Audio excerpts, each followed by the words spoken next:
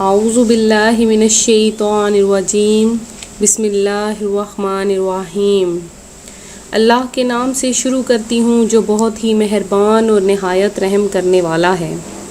روحانی وظائف چینل کی طرف سے تمام ویورز کو السلام علیکم ورحمۃ اللہ وبرکاتہ۔ میں اپنا چینل روحانی وظائف کے ساتھ آپ کی خدمت میں ایک نیا روحانی وظیفہ لے کر حاضر ہوئی ہوں۔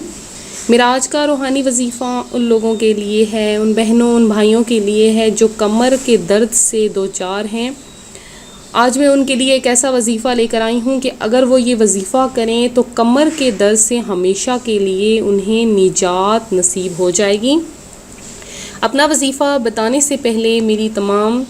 ویورز سے گزارش ہے کہ میرا چینل روحانی وظائف سبسکرائب کر لیں اگر آپ لوگوں نے ابھی تک سبسکرائب نہیں کیا، اور ساتھ میں بیل آئیکن کے بٹن کو بھی دبا لیں تاکہ ہر آنے والی ویڈیو کی اپڈیٹس آپ کو مل سکیں۔ تو آتے ہیں ہم اپنے وظیفے کی طرف۔ سب سے پہلے درود پاک کی فضیلت بتاتی چلوں کہ حضور اکرم نور مجسم شاہ بنی آدم رسول محتشم شافع صلی اللہ علیہ وآلہ وسلم کا ارشاد گرامی ہے کہ جو شخص مجھ پر 100 مرتبہ درود پاک پڑھتا ہے تو جب وہ قیامت کے روز آئے گا تو اس کے ساتھ ایک ایسا نور ہوگا کہ اگر وہ ساری مخلوق میں تقسیم کر دیا جائے تو سب کو کافی ہو جائے گا۔ تو نبی پاک علیہ الصلوۃ والسلام پر سب مل کر درود پاک پڑھ لیں، کیونکہ ایک شاعر کہتا ہے کہ قطرہ قطرہ درود پڑھتا ہے، ذرہ ذرہ درود پڑھتا ہے،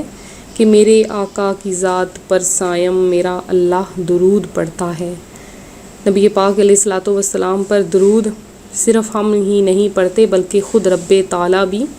آپ پر درود بھیجتا ہے اور اپنے فرشتوں کو بھی حکم دیتا ہے کہ اے میرے فرشتوں میرے نبی پر درود پڑھو۔ آپ بھی مل کر میرے ساتھ پڑھ لیں۔ الصلاۃ والسلام علیک یا رسول اللہ وعلی آلک وصحابک یا حبیب اللہ، الصلاۃ والسلام علیک یا نبی اللہ وعلی آلک وصحابک یا نور اللہ۔ تو جب ہم اللہ تبارک و تعالیٰ کی ذات پر کامل بھروسہ رکھتے ہوئے اللہ تبارک و تعالیٰ کے آگے دعا کے لیے ہاتھ اٹھاتے ہیں، کوئی بھی وظیفہ کرتے ہیں، تو وہ اللہ تبارک و تعالیٰ ہماری وہ دعا جو ہے وہ کبھی بھی رد نہیں فرماتا، ضرور قبول فرماتا ہے۔ جیسے کہ حضرت سیدنا ابو ذر غفاری رضی اللہ تعالیٰ عنہ ارشاد فرماتے ہیں کہ عبادات میں دعا کی وہی حیثیت ہے جو کھانے میں نمک کی ہے۔ تو جب ہم نماز پڑھتے ہیں، نماز کے بعد اگر دعا مانگے بنا اٹھ جاتے ہیں تو اس عبادت کا وہ مزہ نہیں آتا، کیونکہ عبادات میں جو دعا کی حیثیت ہے وہ کھانے میں نمک کی طرح ہے۔ تو جب کھانے میں نمک ہی نہ ڈالا جائے اور اس میں جتنی بھی محنت جتنی بھی کوشش کر لی جائے وہ کھانا بد ذائقہ ہو جاتا ہے۔ اسی طرح اگر اس میں نمک ڈال دیا جائے، جیسے کہ دعا مانگ دی جائے، تو وہ کھانا مزیدار ہو جاتا ہے، ٹیسٹی ہو جاتا ہے۔ اسی طرح اللہ عز و جل کے محبوب دانائے غیوب منزہ عن العیوب صلی اللہ علیہ وآلہ وسلم فرماتے ہیں کہ جو مسلمان ایسی دعا کرے جس میں گناہ اور قطع رحمی کی کوئی بات شامل نہ ہو تو اللہ تعالیٰ اسے 3 چیزوں میں سے کوئی ایک ضرور عطا فرماتا ہے،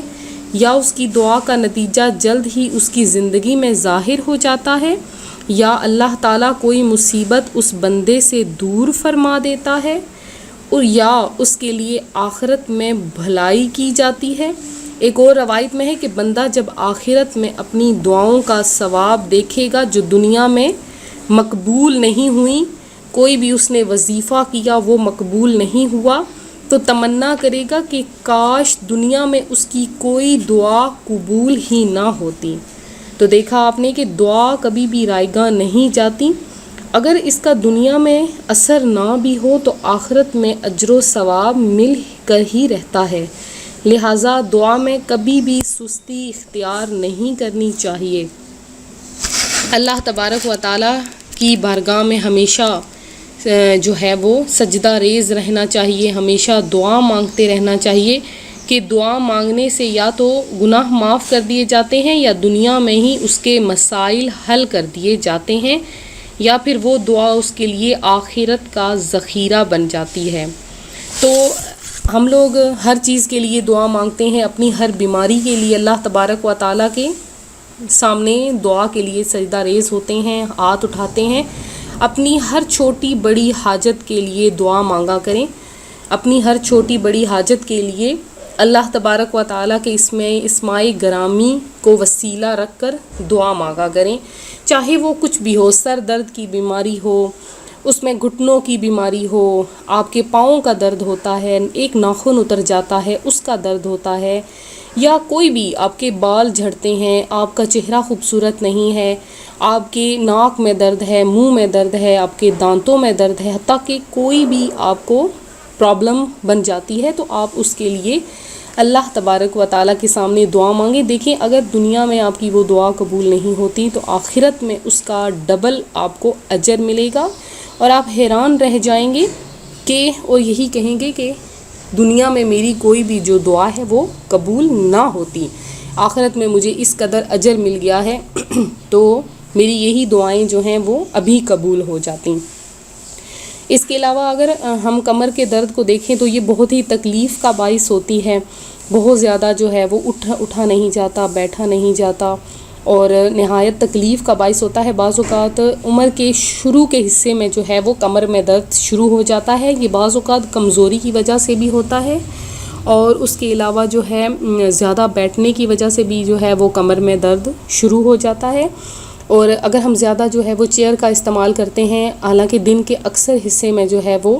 لیٹنا چاہیے، لازمی جو ہے وہ آرام کرنا چاہیے۔ اگر ہم آرام نہیں کر پاتے، بہت زیادہ کام میں لگے رہتے ہیں، تو کمر میں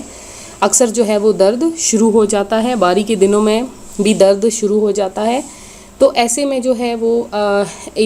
آپ اس وظیفے پر عمل کریں، انشاءاللہ عز و جل آپ کی کمر کا درد ہمیشہ ہمیشہ کے لیے ختم ہو جائے گا۔ بس اللہ کی ذات پر کامل بھروسہ رکھتے ہوئے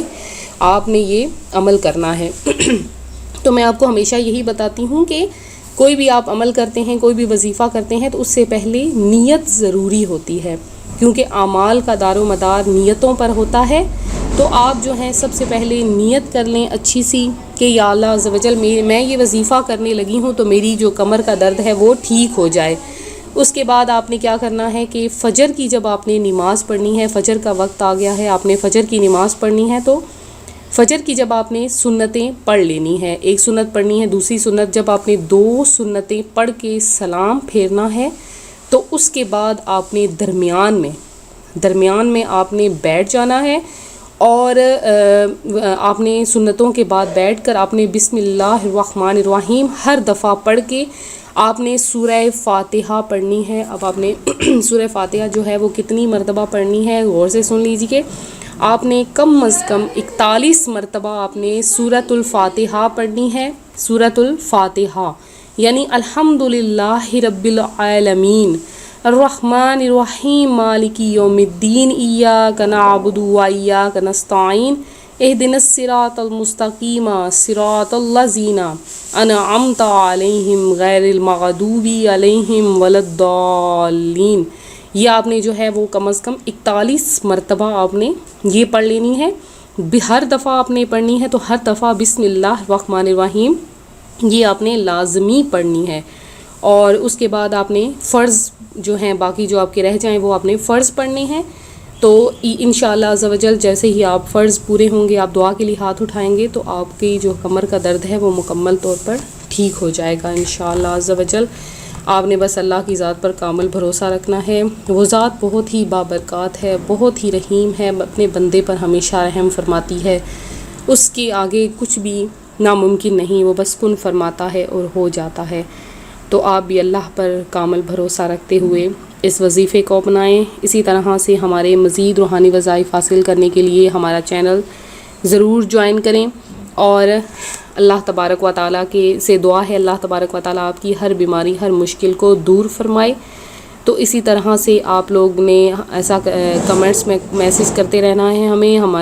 اور اس ویڈیو کو لائک ضرور کرنا ہے، اور کوئی بھی آپ کو مسئلہ مسائل ہو تو آپ ہمیں کمنٹس میں میسیج کر سکتے ہیں، انشاءاللہ ہم آپ کے ہر سوال کا جواب دیں گے۔ تو ملتے ہیں اگلے وظیفے کے ساتھ، دعاؤں میں یاد رکھیے گا، ساتھ اپنا خیال رکھیے گا۔ اللہ حافظ۔